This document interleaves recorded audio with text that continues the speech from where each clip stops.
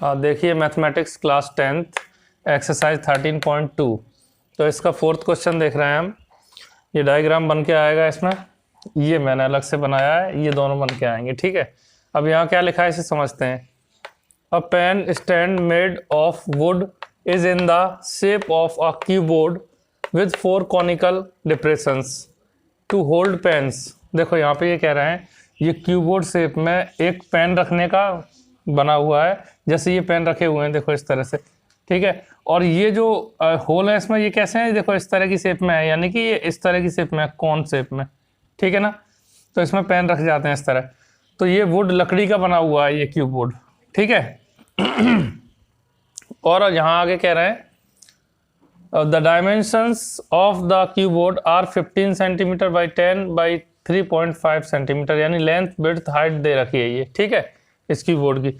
और लिखा है the radius of each of the depression is 0.5 centimetre and depth जो है वो 1.4 सेंटीमीटर, यानी कि ये जो कॉनिकल डिप्रेशन है इसकी जो रेडियस है जो आर है वो कितनी है, 0.5 सेंटीमीटर, और डेप्थ जो है 1.4, यानी कि ये एच जो है यहाँ से ये एच जो है वो 1.4 सेंटीमीटर है। ठीक है आगे लिखा है find the volume of would in the entire stand. Find the volume of would, आपको इस लकड़ी का आयतन वॉल्यूम पता करना है। ठीक है ना, तो हम लिखेंगे फ्रॉम फिगर। ठीक है, लेंथ विड्थ हाइट ये दे ही रखी है हमें, लेंथ विड्थ हाइट। तो यहाँ हम सीधे सीधे लिख देते हैं वॉल्यूम ऑफ वुड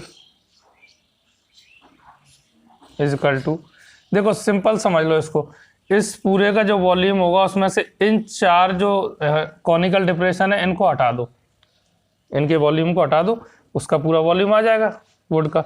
तो हम लिखेंगे वॉल्यूम ऑफ कीबोर्ड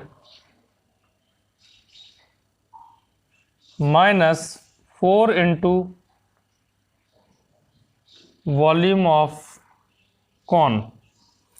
ये कॉन की शेप में ये 4 जो डिप्रेशन है इसमें, तो इनको हटा देंगे हम। ठीक है, इसीलिए यहाँ 4 का इंटू कर दिया है, तो इसका वॉल्यूम आ जाएगा वुड का।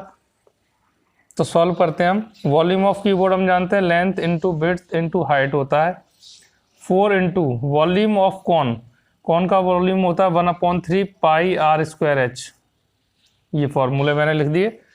अब एल बी एच यहाँ से लिख देंगे, 15 इंटू 10 इंटू एच है 3.5 माइनस 4 इंटू 1/3, पाई की वैल्यू 22/7 रख देते हैं। आर जो है ये लिखा है 0.5 को 2 बार लिख देंगे इंटू एच 1.4। अब सॉल्व करते हैं। तो देखो 7 2 जा 14, 0.2 तो ये आ जाएगा। ठीक है, 3 से और कोई वैल्यू कैंसिल नहीं हो रही है, तो एक काम करते हैं पहले इनका इंटू कर देते हैं। तो 15 इंटू इसका इंटू 10 में करेंगे तो 350 आएगा, और देखो एक डिजिट बाद यहाँ डेसिमल आ जाएगा, तो ये डेसिमल आ गया तो 0 हट जाएगा, 35 रह जाएगा ये। अब देखो 4 का इंटू इसमें कर दो 22 में, तो 88 आ जाएगा, अपॉन ये 3 रहने दो यहाँ, इंटू अब इसका इन तीनों का इंटू कर देंगे। 5 5 जा 25, 25 2 जा 50, तो ये 50 आ जाएगा। एक डिजिट 2 3 डिजिट बाद डेसिमल आएगा, तो ऐसा करते हैं यहाँ लिखता हूँ मैं 50, 1 2 डिजिट तो ये होगा, तीसरा डिजिट 0 मान लेंगे। फिर से समझना इसको ये दोनों कितने आ गए, 5 5 या 25, 25 का 2 में इंटू करेंगे तो 50 आ गया। अब देखो एक डिजिट बाद यहाँ पॉइंट है, एक डिजिट बाद यहाँ, एक यहाँ, तो 1 2 3 डिजिट बाद पॉइंट आ जाएगा, 1 2 3 यहाँ पे आ जाएगा पॉइंट। अब इसका और इसका इंटू कर दो। ठीक है, और 3 का डिवाइड दे दो, तो इंटू यहाँ कर लेता हूँ मैं एक तरफ। देखो 5 का इंटू करेंगे 88 में, ये आ जाएगा, और 1 2 3 डिजिट बाद डेसिमल है। अब यहाँ पे क्या है, 3 डिजिट बाद डेसिमल भी है, और इसको अगर वैसे इंटू करें हम तो कितना आएगा, देखो पॉइंट के बाद यहाँ 1 2 इसको सही से इंटू कर ही लेते हैं, क्योंकि डेसिमल में अगर गड़बड़ हो जाएगी तो दिक्कत होगी। इसको ठीक से लिख के इंटू करते हैं, ठीक है।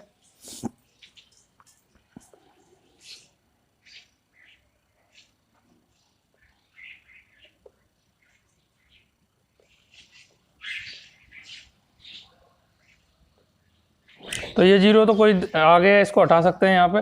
अब देखो यहाँ पे 2-3 डिजिट बाद है, 1 2 3 यहाँ पे आएगा डेसिमल, ठीक है। तो इसका भी इंटू कर लेंगे हम। ये तो इंटू इसका हो गया यहाँ पे, इसका और इसका इंटू, ठीक है। तो अब ये इंटू 15 का इसमें कर लेते हैं, इंटू 35 में।